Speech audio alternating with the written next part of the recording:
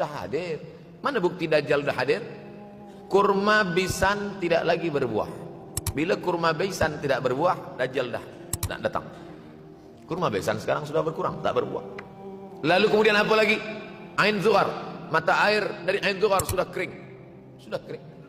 Oleh sebab itu, tapi manakala dulu datang Habib Umar bin Hafiz, saya hadir majelis itu, adalah seorang bertanya, Habib, ya, Imam Mahdi dah lahir atau belum?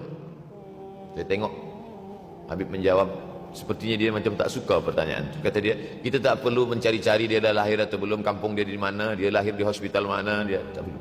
Yang perlu kita siapkan adalah iman dan takwa pengetahuan kita, supaya kita jangan sampai terkecoh, supaya kita boleh membezakan mana hak, mana batil, mana betul, mana salah, mana lurus, mana bengkok, mana hitam, mana putih. Sehingga dengan istiqomahnya kita beribadah ini, kita boleh membezakan mana Al-Masih yang original, yang asli, mana Al-Masih Ad-Dajjal. Makanya tadi sebelum salam kita berkata, Allahumma inni a'udzubika min adzabi jahannam wa min adzabil qabri wa min fitnatil mahya wal mamat wa min syarri fitnatil masihid dajjal. Nanti di akhir zaman itu akan banyak pembunuhan. Dulu pun banyak juga pembunuhan, tapi tak banyak sekarang. Pembunuhan di Palestin sampai sekarang tak berakhir. Dulu imam-imam masjid, imam salat tarawih dulu di Masjidil Haram, Allahumma ansuril Islam wal muslimina fi Palestin. Dulu satu aja. Selepas itu bertambah, Allahumma ansuril Islam wal muslimina fi Palestin wa Suriah. Selepas itu bertambah lagi, Allahumma ansuril Islam wal muslimina fi Palestin wa Suriah wal Yaman. Diambil dari kita, diambil dari bab zuhurul fitan. Zuhur muncul, tampak, datang. Fitan, jamak dari kata fitnah.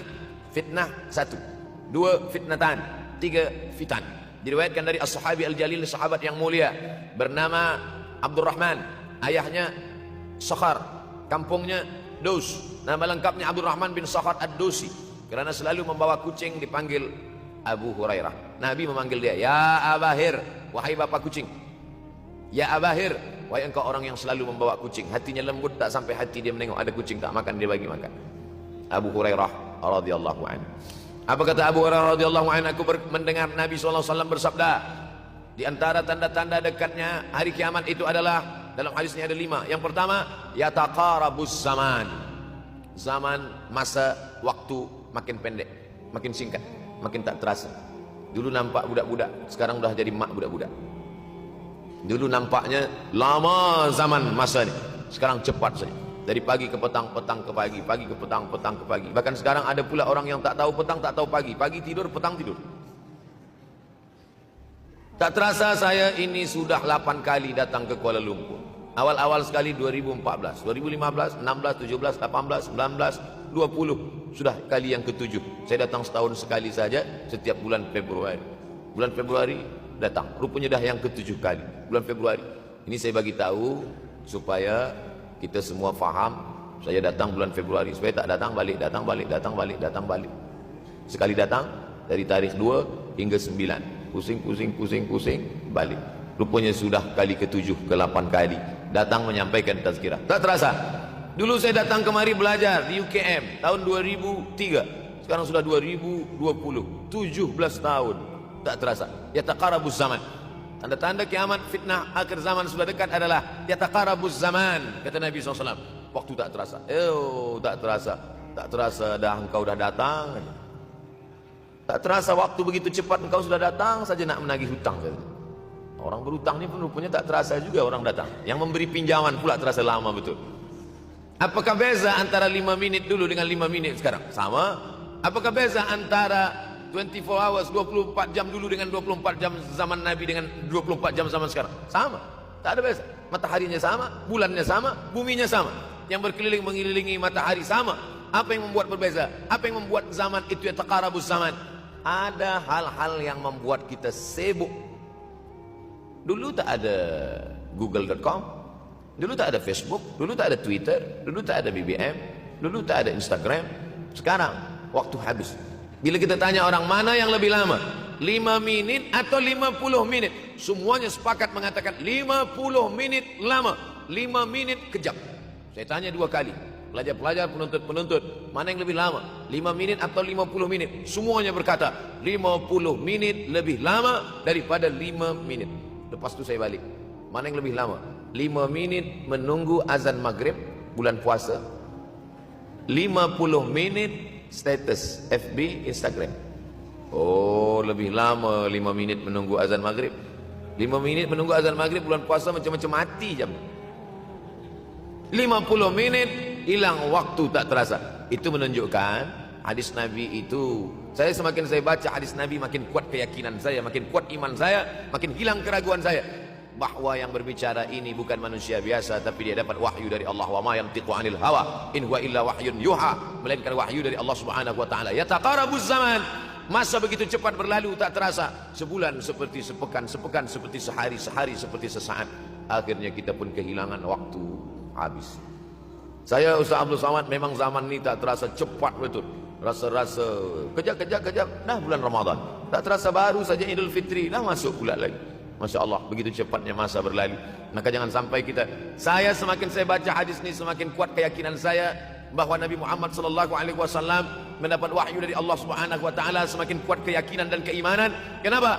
Seandainya Nabi berkata, zaman nanti di akhir zaman itu semakin cepat, semakin dekat, semakin berlalu tak terasa. Tapi kemudian zaman yang kita lalui tak sama seperti yang dikatakan Nabi. Mungkin datang juga keraguan dalam hati, betulkah ini? Tapi ternyata 1441 tahun lampau, 1440 tahun yang lalu Nabi mengatakan, dan hari ini terbukti zaman begitu cepat berlalu. Masya Allah, tabarakallah. Hari inilah ditemukan internet, hari ini datang television, hari ini datang WhatsApp, hari ini datang yang melalaikan kita daripada Allah Subhanahu wa taala. Sehingga waktu datang sembang-sembang, cerita-cerita, tengok ini, update ini, tulis ini, tengok ini, pandang ini, habis waktu berlalu. Padahal waktu inilah yang akan ditanya oleh Allah Subhanahu wa taala. 6 kali Allah bersumpah demi waktu. Terbit fajar, wal fajri wa layalin nashr, masuk waktu subuh, was subhi idza tanaffas, masuk waktu duha, wad duha wal laili idza saja, masuk waktu siang, wan nahari idza tajalla, masuk waktu asar, wal asri innal insana lafi khusr, masuk waktu malam. 2 kali Allah bersumpah demi waktu malam, wal laili idza saja wal laili idza yaghsha. Kenapa hadis ini yang Ustaz bahaskan? Kami nak mendengar hadis tentang Dajjal dah lahir atau belum? Dajjal dah hadir. Mana bukti Dajjal dah hadir? Kurma bisan tidak lagi berbuah. Bila kurma bisan tidak berbuah, Dajjal dah nak datang. Kurma bisan sekarang sudah berkurang, tak berbuah. Lalu kemudian apa lagi? Ain Zuhar, mata air dari Ain Zuhar sudah kering. Sudah kering. Oleh sebab itu, tapi manakala dulu datang Habib Umar bin Hafiz, saya hadir majelis itu, adalah seorang bertanya, Habib, ya, Imam Mahdi dah lahir atau belum? Saya tengok, Habib menjawab, sepertinya dia macam tak suka pertanyaan. Kata dia, kita tak perlu mencari-cari dia dah lahir atau belum, kampung dia di mana, dia lahir di hospital mana, dia tak perlu.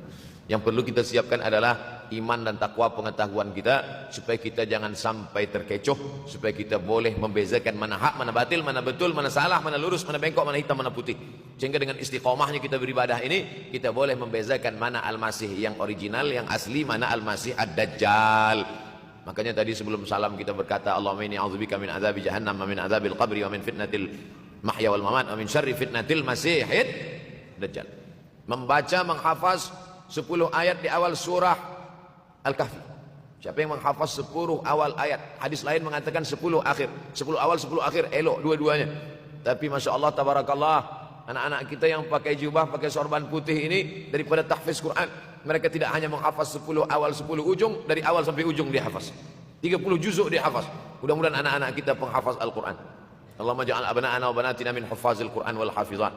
Jadikan anak-anak kami menjadi para penghafaz Al-Quran, ya Allah, supaya selamat dia daripada fitnah Al-Masih Ad-Dajjal. Tapi saya pilihkan hadis tentang yang 5 ini.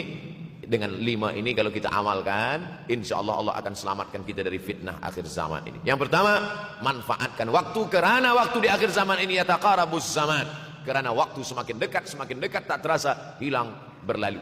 Maka isilah waktu ini dengan ibadah. Jangan sampai ada waktu yang kosong. Duduk sejenak kosong, berselawat, Allahumma salli ala sayyidina Muhammad wa ala ali sayyidina Muhammad, Allahumma salli ala sayyidina Muhammad wa ala ali sayyidina Muhammad. Sempat-sempatkan ambil wuduk, solat duha walau 2 rakaat.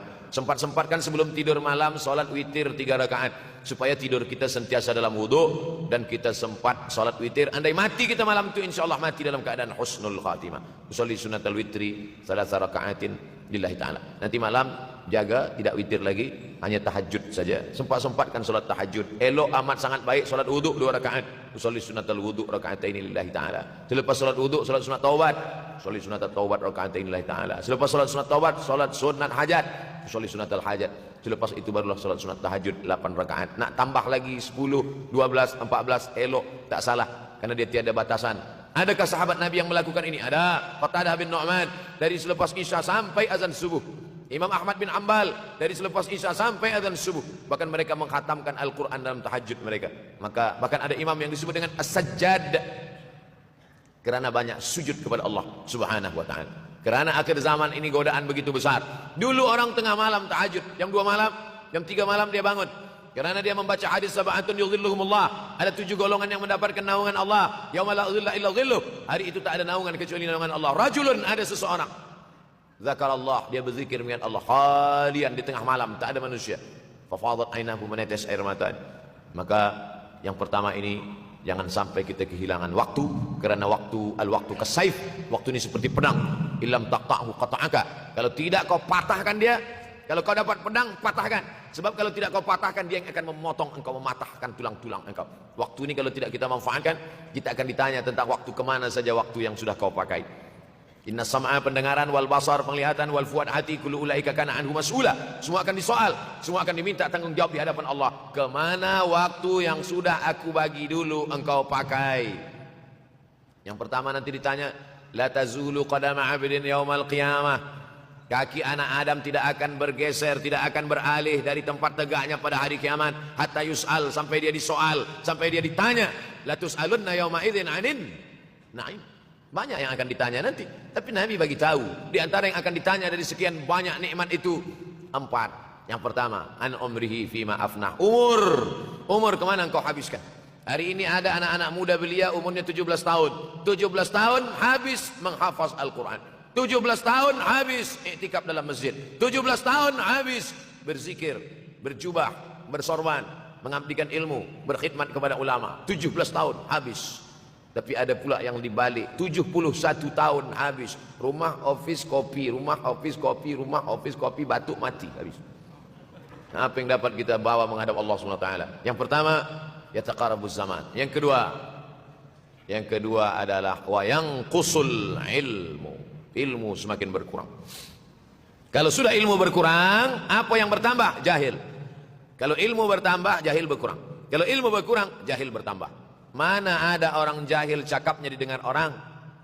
Saya dulu awal-awal membaca hadis ini, wa yanqusul ilmu. Ilmu berkurang, jahil bertambah.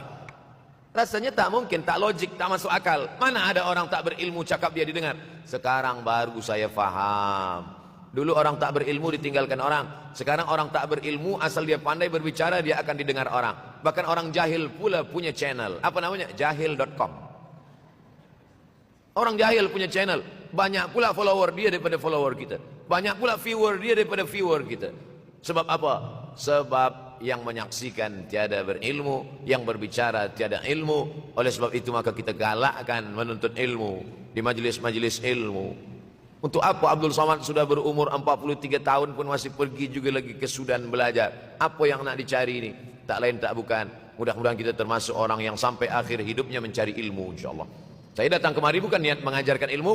Saya datang ke Malaysia tetap niatnya belajar mencari ilmu. Man salaka tariqan, siapa yang melangkahkan kaki melalui suatu jalan, yaltamisu fihi ilman, siapa yang melalui suatu jalan niatnya untuk mencari ilmu, sahalallahu lahu bihi tariqan ilal jannah, dimudahkan Allah jalannya menuju surga. Innallaha la yantazi'ul ilma intiza'an. Innallaha la yanzi'ul ilma intiza'an. Allah kalau mencabut ilmu, bukan macam mencabut pokok kayu dari tanah. La yantazilul ilmu intiza'an. Allah tidak mencabut ilmu macam mencabut pokok kayu dari tanah hingga ke akarnya, tidak. Lalu bagaimana ilmu ini dicabut? Biqabdil ulama. Dengan matinya ulama, maka habislah ilmu. Meninggal Imam Syafi'i, berkurang ilmu. Meninggal Imam Nawawi, berkurang ilmu. Meninggal Imam Fulan, berkurang ilmu. Maka yang hadir adalah al-juhala. Yang lebih menakutkan lagi adalah al-juhala bi thawbil ulama. Orang jahil dengan pakaian ulama. Abdul Somad tidak mengatakan dirinya ulama. Saya selalunya membacakan ayat Quran, membacakan hadis Nabi, menyampaikan fatwa ulama. Tak pernah saya berceramah, bertausiah. Menurut saya, siapa saya? Siapa kita? Syafi'i manusia, saya manusia. Syafi'i boleh berfatwa, saya juga boleh berfatwa. Imam Syafi'i berfatwa, Al-Quran 30 juzuk dalam kepala dia. Kita juzuk 30 pun kadang-kadang hilang. Imam Syafi'i balik dari masjid ke rumah, dia tutup telinga. Datang orang bertanya, Syafi'i, ya, kenapa engkau tutup telinga? Sebab bila aku dengar dari masjid ke rumah, semua yang aku dengar masuk tu semua aku ingat. Aku takut dia ingat di dalam, maka aku tutup. Kita, yang saya sampaikan tadi pun tak ingat. Oh, Ustaz mengejek kami, enggak. Jangankan yang mendengarkan, yang bercakap pun tak ingat. Nasib baik datang orang Jepun mengingatkan kita. Nah ini, nama dia Sony. Manusia ini lupa. Oleh sebab itu maka yang kedua, akhir zaman, wayang kusul ilmu makin kurang. Maka bersyukur anak-anak yang dimasukkan ke rumah tahfiz. Kalau ada rumah tahfiz di kampung biasa, kalau ada rumah tahfiz di desa, dusun biasa. Tapi ada tahfiz di tengah kota besar Kuala Lumpur, masih ada lagi rumah tahfiz Quran. Siapa yang mewakafkan rumah tahfiz? Siapa yang memberikan beras? Siapa yang memberikan duit? Siapa yang memberikan belanja? Siapa yang mengirimkan ustaz? Masya Allah, tabarakallah. Maka ini semua mudah-mudahan kita istiqamah semuanya insyaAllah. Supaya apa? Supaya lahirlah anak-anak kita yang alim, berilmu. Karena ini makin banyak orang jahil. Alftau bi ghairi ilmin, memberikan tazkirah, fatwa tanpa ilmu. Dhalla wa adalla, dhallu wa adallu, sesat, menyesatkan. Kalau setakat sesat saja, ini sudahlah sesat, menyesatkan. Na'udzubillah. Masuk yang ketiga. Yang ketiga adalah wa yanqusul ilmu, setelah habisnya ilmu-ilmu ini semua dicabut oleh Allah Subhanahu wa taala, lalu kemudian setelah ilmu dicabut Allah Subhanahu wa taala, wa yulqas syuh. Wa man yuqashuh, sin dengan hak kecil. Wa may yuqashuha nafsihi fa ulaika humul muflihun. Siapa yang selamat daripada sifat syuh, itulah orang yang beruntung. Hayya 'alal falah. Mari kita menuju keberuntungan, kemenangan. Siapa orang yang menang? Selamat daripada sifat syuh. Ada orang menerjemahkan syuh ini pelit, bakhil. Bakhil ada yang lebih parah daripada bakhil. Syuh. Bakhil ini, bakhil tidak ingin memberikan uangnya untuk orang lain. Itu bakhil. Dia ada uang 10 ringgit. Uang itu hanya dia makan saja. Dia tak mau walaupun setengah sen kepada orang lain. Itu namanya bakhil. Kalau syuh ini, duit dia simpan, duit orang pula dia makan. Nah, itu syuh. Jadi lebih parah lagi. Oleh sebab itu kalau sudah ilmu ini dicabut, orang menjadi jahil, maka datang penyakit syuh yang ketiga. Apa itu syuh? Hubbud dunya, hubbul mal, wa tuhibbul mala hubban jamma. Engkau sayang kepada harta, amat sangat sayang. Dia pegang semuanya sampai tak meleleh, tak menetes walaupun satu tetes. Akhirnya mereka inilah pendusta-pendusta agama. Ara'aital ladzi yukadzibu biddin. Tahukah kamu siapa itu yang mendustakan agama? Fadzalikal ladzi yad'ul yatim. Mereka itu yang membiarkan anak yatim. Wala yahuddu ala ta'amil miskin. Dia tidak mempedulikan makanan orang miskin. Sebab apa? Bukan sebab tak ada harta, sebab syuh. Kenapa syuh? Sebab tak ada ilmu. Tak ada ilmu tentang akhirat. Dia pegang, dia simpan, mati, habis. Yang dia bawa hanyalah 1, 2, 3 helai kain kafan saja. Itulah mengapa Sultan Turki, Sultan Muhammad Al-Fatih, Sultan Abdul Hamid, coba tengok gambar Sultan Muhammad Al-Fatih, Sultan Abdul Hamid Turki dulu. Sorban dia besar-besar. Saya dulu terkejut, lama saya tengok, kenapa sorban orang Turki ini besar-besar? Lama-lama saya baca rupanya sorban orang Turki itu kain kafan. Tuan-tuan, balik dari sini beli kain kafan 2 meter, ikatkan kepala, bawa semayang, supaya ingat mati. Boleh kamu menyiapkan kain kafan? Baca kitab Tambihul Mughtarrin, peringatan bagi orang-orang yang tertipu. Di situ ditunjukkan banyak ulama, bahkan mereka menggali tanah di dalam rumahnya. Malam-malam dia tahajud, selepas tahajud dia duduk di dalam tanah itu supaya terasa bagaimana rasanya mati. Gali tanah 2 meter, masuk ke dalam. Tapi kalau nak buat itu kita saja dengan Allah. Jangan pula, banyak juga orang sekarang udah gali tanah masuk ke dalam, streaming pula. Hai guys, nak rasakan mata? Mana boleh terasa? Kita saja masuk ke dalam, rasakan macam mana rasa. Sebab kalau cakap saja, marilah kita ingat mati, takutlah kita pada mati. Kita tak tahu bagaimana rasa mati. Kalau nak merasakan bagaimana harus mati, nanti kalau ada orang mati meninggal dunia, masuk kita ke dalam, kita sambut jenazah, kita letakkan, kita duduk, rasakan. Ketika Fatimah meninggal, Fatimah emak Sayyidina Ali meninggal, Nabi masuk ke liang lahat. Masuk Nabi ke liang lahat, Nabi berdoa di dalam. Ketika Utsman bin Maz'un meninggal, Nabi masuk ke dalam, Nabi pegang jenazah Utsman bin Maz'un, meleleh air mata Nabi, turun ke misai, turun ke janggutnya, turun menetes sampai ke bawah. Merasakan bagaimana rasanya di dalam. Dulu saya pernah berjumpa dengan seorang pemuda, telinga dia pakai anting subang. Lalu kemudian saya tengok banyak tato dia. Saya tanya, macam mana cerita awak bertaubat dulu? Mak saya meninggal, Ustaz Abdul Somad. Lepas tu saya tegak di tepi kubur. Macam ada yang menolak saya dari belakang, masuk saya ke dalam. Masa masuk itulah terasa sejuk di kaki. Datang rasa takut saya. Makanya kalau ada orang yang sudah kita bagi tazkirah, bagi nasihat tak juga, nanti ada orang meninggal, bawa dia agak dekat, senggolkan sikit jatuh. Gitu caranya supaya kita terasa mati ini, supaya apa? Hilangkan penyakit syuh, cinta harta, takut mati, dan membuat kita menjadi bakhil, pelit. Nauzubillah. Yang keempat, wa tazharul fitan. Ini yang terkait dengan tajuk kita yang keempat. Wa tazharul fitan. Banyaklah fitnah, siksa. Dulu masa saya kelas 1 madrasah tahun 1990, berkumpullah kami bersama-sama dengan cikgu mengkaji masalah apa? Masalah Bosnia Herzegovina, mengamuk Slobodan Milosevic, menghancurkan umat Islam di Bosnia. Sampai ada yang meminta fatwa kepada Syekh Yusuf Al-Qardawi, bolehkah perempuan yang perempuan Bosnia yang dirogol tentara Serbia hamil, bolehkah dia menggugurkan anaknya? Kata Syekh Yusuf Al-Qardawi, tak boleh. Maka dia biarkan saja anak itu lahir dan dia tidak dianggap berdosa karena ini sudah takdir Allah SWT. Bagaimana mereka dibunuh? Maka makin banyaklah selepas Bosnia datang pula yang terjadi di Rohingya, di Uighur. Umat Islam berkumpullah, presiden-presiden negeri Islam di Kuala Lumpur. Erdogan datang, kumpul semuanya membahas bagaimana nak menolong Muslim Uighur. Rupanya umat Islam pun tak sanggup nak menolong. Apa yang boleh dilakukan di Uighur? Berdoalah umat Islam. Rupanya Allah kalau mau menolong, mudah saja Allah menolong. Tidak datang rudal skat, tidak datang tentera, tidak datang senjata, cukup datang corona, selesai. Allah Subhanahu wa taala, wa makaru wa makarallah. Mereka membuat tipu daya, Allah balas dengan tipu daya yang lain. In tansurullah, kalau kau tolong, ittaqu da'watal mazlum, takutlah kamu terhadap doa orang-orang yang teraniaya.